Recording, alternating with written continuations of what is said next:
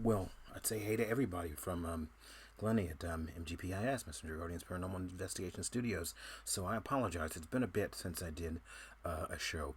About a month ago was maybe when I tried to do a show um, from Sutton in London. Now I'm outside of London, just by a little ways in Surrey, and I wanted to try again. But in this case, you can see that um, I am able to run. It's mainly because there are no the service that I'm using that my friend has is excellent service with excellent upload packages, upload packaging, which means I'm being able to upload even faster than it downloads, which is pretty amazing because they're both pretty good speed.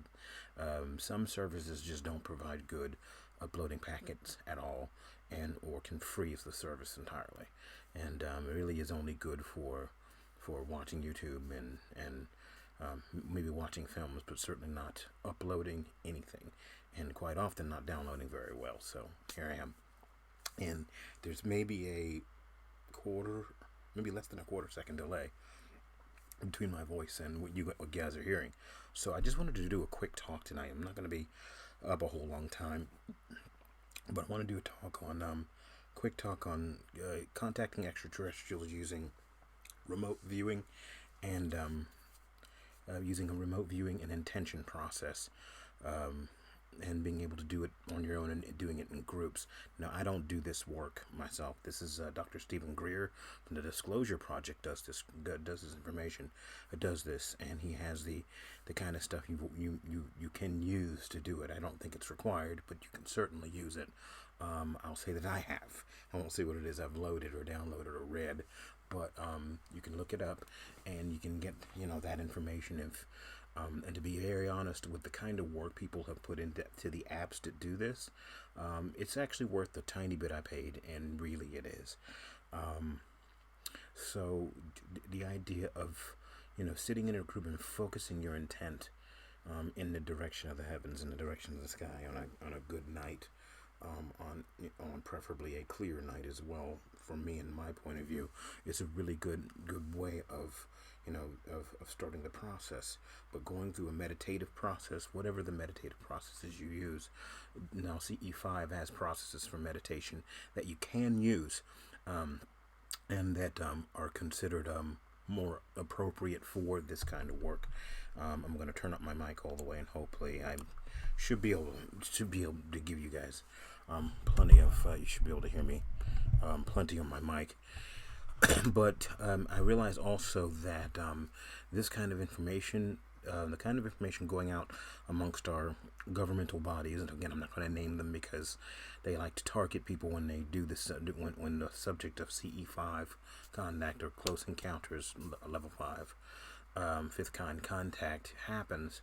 The governments who are the largest in operation around our world, and even some of the smaller ones, like to look at the extraterrestrial situation as a threat.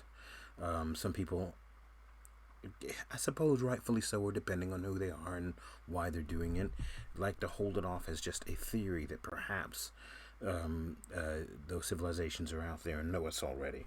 At least folks are open to it. There are some folks who aren't even open to a high-level scientific theory idea. Granted, science isn't itself always clean about a lot of things. A lot of things that cannot be reproduced in a materialist science laboratory simply cannot be reproduced easily, cannot be proven easily, isn't invalidated in its existence just because our low-level infant level science can't prove something. So we've got that too, because paranormal investigators have to deal with a lot of stuff. And when people say, well, there's no proof, what they mean is that there's no proof that they're willing to pay any attention to. And that's generally what that is. It does not mean you're willing to pay attention to all levels of proof. It does not mean that that you try to destroy and debunk everything that's out there, because quite often the process of debunking, if it gets more ridiculous than the actual ideas, theories, and concepts of extraterrestrial life, or the life of our alien brethren. I don't even like to use the word alien because they're not really alien to us, and they have been here throughout our entire history. They have written themselves into our literature. I teach some parts of the Mahabharata, some parts of biblical literature. Yes, me. I teach some portions of biblical literature, but the whole idea of teaching biblical literature is to start to get people to annotate words, punctuation, tensing, layout, all of these things, because there's always something missed in translation. And as much as a part of a story is being hidden by the parable or by the story or shifted around by political foes and political people and religious people to hide their need for the power that these scriptures give them, no matter what, they always miss something that makes it terribly complicated to figure out what is actually going on. Sometimes makes it a little bit easy to figure out what's going on.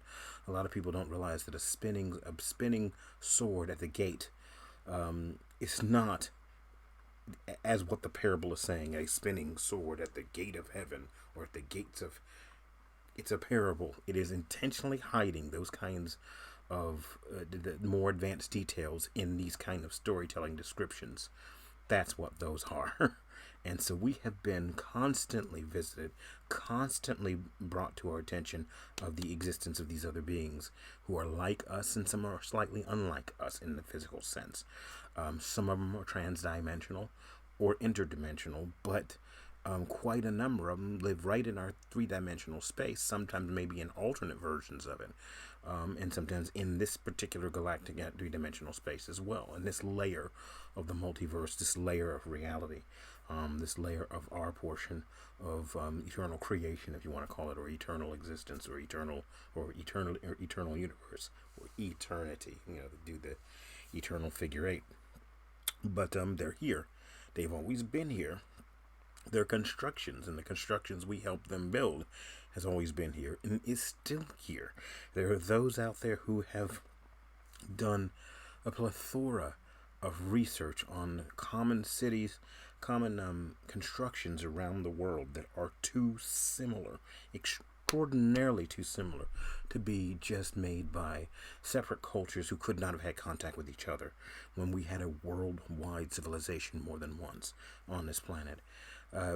This sort of information is coming back around again, and instead of telling the truth about our contact with our brethren from the heavens, what we get are low quality human-made, quote, UFOs, or objects, flying around with our planes and our military chasing after them, easily, without the military on the surface ever knowing anything about it, easily created human vehicles that are test vehicles just to see if we can outrun our own devices, outrun the public fleets, outrun the public known technology, just to test it. But technology that's been back engineered from off-world contact or crash sites or things like that. Again, this stuff is documented in government documents. There is a letter that Oppenheimer and Einstein did, I believe, and I could be wrong. I can't remember if it's to Truman or to Eisenhower. And so what I'm going to do is I'm actually going to quickly look that up and try to find out and see which president that was this letter was done to. So, and give me a second here. Okay, I'm going to do this because I want to find out if I'm going to do this because I want to okay, there we go. And I'm going to just look it up with Oppenheimer and letter Einstein, the Einstein letter, Okay, so no, we're going to be looking at the letter written by both. Okay, so what I got to do is put Einstein president letter.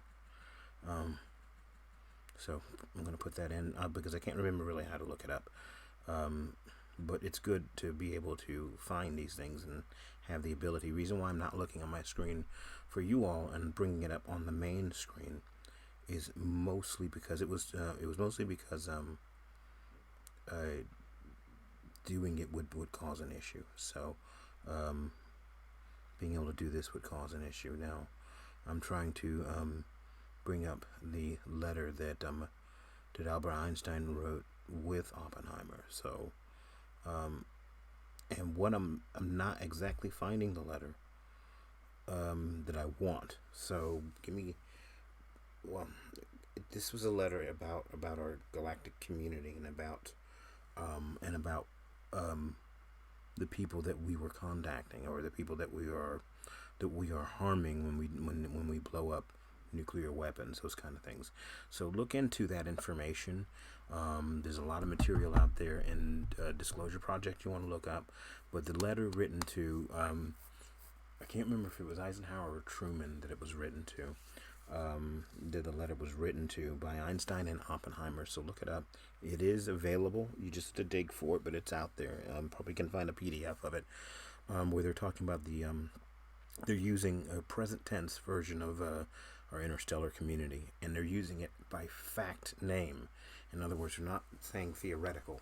They're saying by direct name about the harm we're doing to those communities nearest us, not just nearest us, but probably at a further distance in space, when we blow off a weapon, an atomic weapon. Now, the best way I can probably think of this, now I know this is going to affect some people and how they might see what I'm talking about and how they might think of what I'm talking about, but I want you to listen to me for a moment. I'm going to explain this in terms of, in not accidental terms either, but terms of, say, science fiction, because science fiction quite often has high levels of science fact. So let me look real quick here. Has high levels of science fact. If when we split the atom, the power of the explosion didn't just reverberate into our own three-dimensional reality, as any explosion would do, as the waves of any explosion would do. But if I use Star Trek terms, and it does make sense on a quantum level, the power of the explosion happens at a quantum level as well, and blows back into a layer of quantum space, where that energy blasts through to other civilizations, planets, other realities, other places, where that energy blows off, a massive blow off and dissipation, doing damage to other cultures, doing damage to the fabric of space, time itself, and doing damage where the damage opens up onto other worlds that might have a closer transdimensional contact with us, or interdimensional contact with us. But either way, the damage being done on a quantum level is just as horrific as what it's doing on a three-dimensional level. It's not just damaging our planet; it's damaging levels and layers of space, and a dimensional space that is quite violent. And no wonder these other civilizations have the ability to freeze our nuclear weapons and to stop us from trying to destroy ourselves, because in destroying ourselves, we destroy them or hurt them or damage them, even though they've been around a very long time. No one wants to go back to their infancy where they used nuclear weapons or any kind of weapons of mass destruction. They are no threat to us. We are our biggest threat. We are our biggest national security threat. The human race has always been its own biggest national security threat, world security threat. We are our own threat. We use fear and intimidation and lying to do the things that we do to our own peoples. Look at our own nations on all sides of the Atlantic and the Pacific, of what we do to people and the kind of things that we say to each other and the kind of things that we do to each other. Yet we're going to proceed to put weapons in space. So, and try and shoot at the aliens and all this kind of thing. Almost every time we try to portray aliens, not even minus Star Trek, because Star Trek does this as well, unfortunately, because as high in advance as some of the ideas in Star Trek are, we're always running into people or cultures in our fiction that's like a reflection of our worst selves. and so we believe that everybody out there is worse. Yes, are there spacefaring cultures that are not so positive, not so great? Not Yeah, there are. Sure, there are. Let's not lie to ourselves. But there are likely very much more civilizations out there that are positive, that are forward, that look forward, that are not damaging to our primary interest of the human race. Try to see it in this. I say try to because I'm not going to make you do anything. To make you do something is not a genuine means of getting to an understanding about our civilization and about ourselves as a people. This just making you do it is no means, and I know that. Try to look at it this way. We are hopefully, likely, somehow managing to prepare ourselves for a greater opportunity or aspect in our civilization, in our ultimate future civilizations. Whether we have disasters in our future, whether we have things that happen to us, whether we get close enough to the timelines where we destroy ourselves, or close enough to the timelines where we become not just galactic neighbors, not just peaceful neighbors, but people that can be counted on to come and help out a dispute, help other cultures, and help build from the ground up other cultures and bring them out of the darkness. Like these other cultures that have been following us, the human race, around for, 250,000 years? Quarter of a million years? Longer? 125,000 years? Maybe longer? 150,000 years? Maybe longer? There's really no timing on the linear scale as to how long they've been here when they have been here forever. We may even be part of their brethren and part of their genetic link. Let's face it, if we came directly off of apes, the thing that we evolved directly off of would not exist. Would no longer exist because we would have evolved. They would have evolved into us entirely and would not still exist. But they do because something else in our genetic code switched on or was switched on or added to that brings about who we are here, leaving behind another species that would take millions and millions of more years to naturally evolve into something similar to us. So apes still exist. They're still here in this reality and in this space and in this time. So, but we share the greatest majority of our DNA with that particular being, that particular what we call animal. But yet we have other beings on this world that are somewhat smarter than us. Actually, the dolphins, the whales, they may not have opposable thumbs, but they're smarter than us, if not just as smart as us. They know quite a bit more. They just don't build the things. They don't need to. Aquatic societies don't need to build the technology. Not really. But their minds and their eternal spiritual states, quantum spiritual states, have all the knowledge and communication and skill and know things and understand things. And we are only just now beginning to use our science to understand what's going on, to understand what's actually happening, to understand those creatures, those beings as well. And again, those things can be looked up. I'm not making that stuff up. It's all on the surface. All of this information is there. We can close our eyes to it. We can say it's all a bunch of, let me be blunt, bullshit. We can call it that sort of thing, but it's not. It's not bullshit. It's not fantasy. It's not make-believe. Our best and most incredible technological advancements all started as fantasy 100 years ago, 150 years ago. Voyage to the bottom of the sea and 50,000 leagues under the sea and all these things. Maybe not be naming titles correctly, but again, I'm running off my hip right now because I'm excited that I'm able to put out a show for you all after being away and not being able to line things up the way I'd like. And I'm only gonna still be able to do this every so often because I'm not generally in the space I'm in right now. I'm generally in another space where the upload packaging is just almost impossible. So what you got the first time from me when I made my show back a month ago, when I just got to the UK, when I just got to London, I did the show a couple nights later. What you guys did get was actually I did the show the next night, but what I think what you guys got was I pre-recorded the show, and then I streamed the pre-recorded show from my screen. Simply because, and I streamed. I didn't actually stream it. I tried to stream it, but I only streamed a couple of minutes to tell you all I was online. But that almost didn't stream either, because almost all the frames dropped and it froze. So I had to do a show like this, but do it pre-recorded, and then it took 9 hours to upload it into YouTube. Amazingly, 9 darn hours for a 20-minute and change, 23-minute show. Go back and check that show out that I did, and it was really interesting. I've got other stuff that I want to do, other analysis of files and things like that. But when you're doing paranormal investigation work, intent, the kind of intent done in CE5, which is the contact, close encounters of fifth level contact, the same level of intention has to be used when you're doing paranormal investigation work to contacting interdimensional, contacting earthbound spirits, contacting other beings, because they live and can run into each other within the same dimensional or interdimensional context. And earthbound can be seen by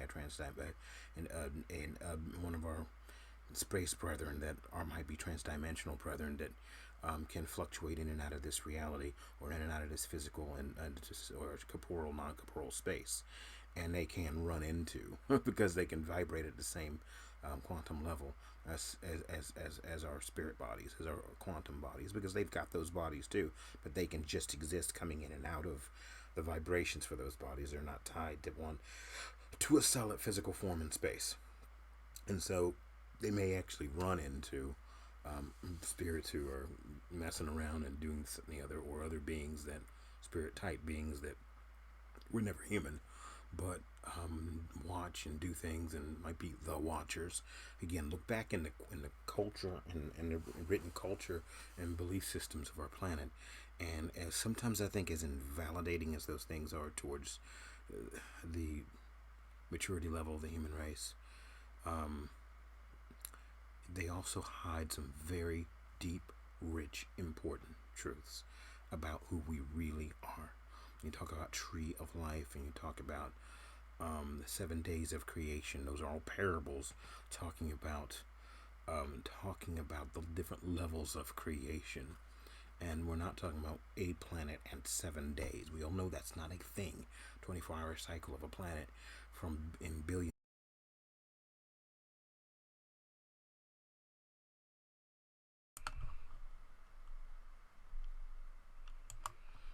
Okay, so hello to everyone. We got cut off there in the last few minutes of what was supposed to be the show. Just over an hour and 20 minutes ago, we got cut off mysteriously with a crap load of frame drops. And I was talking about looking back in our rich history, religious history, other scriptural history, tablets, ancient cultures, looking back in those histories and seeing what's been written about ancient civilizations, ancient contact, things that stand right out in front of us, from carvings of what really does look like space aliens with machinery, descriptions of these machinery in biblical terms, and the Mahabharata, all these other things. Look back and see that this kind of history is exactly where it needs to be. And I thought that I owed you all this little bit of ending, since that ended so miserably and got cut off just towards the end of our talk on disclosure. So on this kind of contact, I'm going to attach this to the end of the video. Excuse me. I'm going to attach this to the end of the video when I put it up in YouTube, so that it only goes out for a moment, so that it only disturbs outwardly for a moment. I don't quite know what that sound was. It just came across my thing and interrupted me, but I want to be able to put this out and let you know that I just wanted to finish this talk off.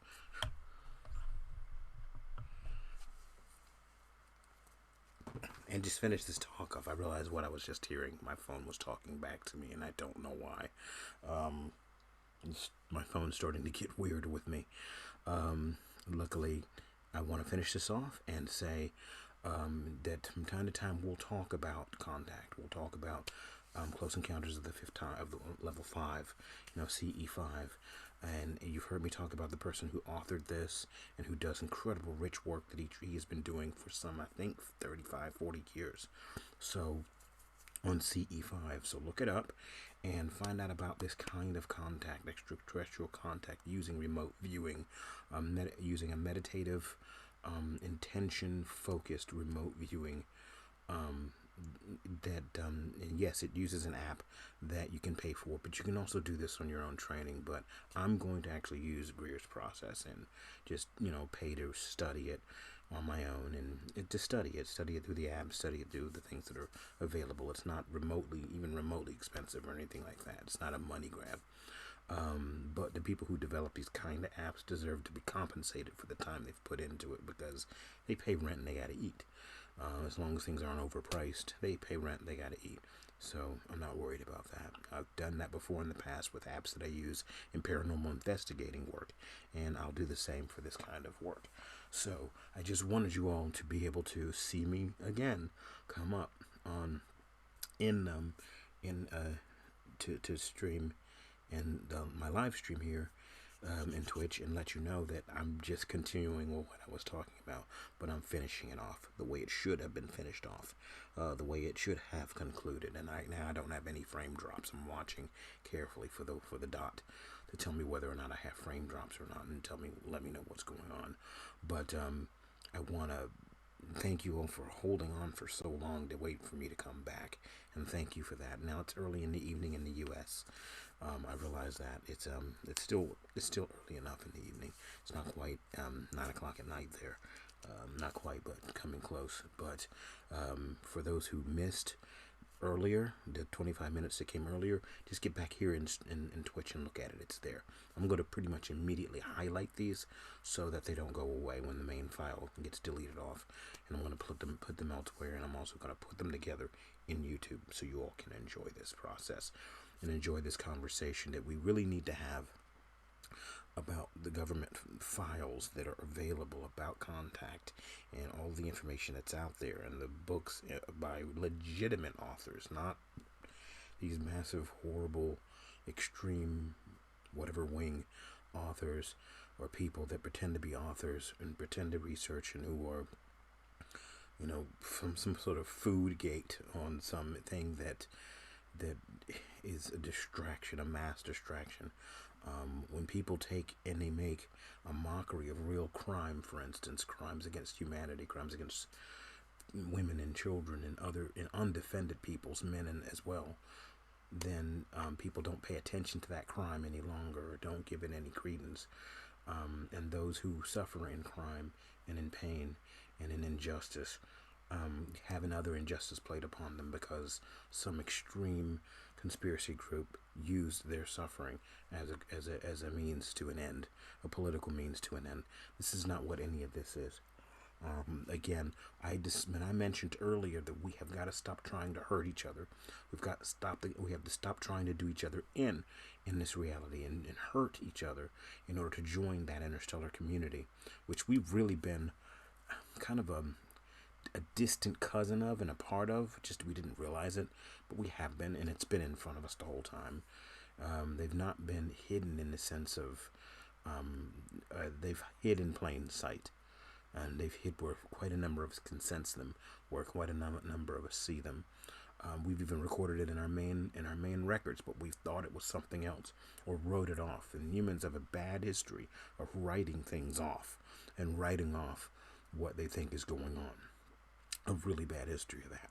So there's so much to go on when it comes to CE5, and now I'm getting a high pitch in my ear as if someone's here, but there's a lot of history for CE5.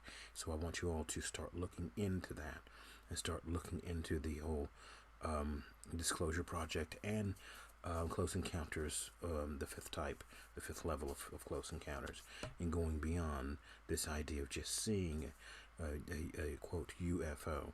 And again, where I discuss the whole crap that the U.S. government's putting out, and other governments are putting out of crap they made, and then try to pass it off as, well, we don't know who these people are, these aliens, and it's a national threat to us. It's a national, against our national security. No such thing. No threat to our national security if these people or things or beings are who they might just be. And if it's a reproduction of craft that we've made in order to fool even our own normal military and make our own normal military chase them around and not know much else about it, to include those in the Pentagon, then yeah, we succeeded in doing that just so we can fake out the entire culture that some evil invasion, alien invasion is coming. Yeah, no. A lot of us are wising up to being faked out, and we have to watch that. So I wish I had more time to cover this subject, and I think I do. It's just that I want to get it started, get the conversation going, and get us thinking about the things that are happening in our culture, the things that are happening. All right, so I'm going to finally say goodnight. Again, the other 25 minutes of this is in the video file previous to this, the recording. And for those watching on YouTube, I will just join this to the main file. You'll see where suddenly it dropped on my Twitch side, and I'll leave that frame in, so you all can witness it and then cross it over. Or maybe I won't leave the dropped frame in. But anyway, thank you. I'm going to say goodnight to you all. Be well and go carefully.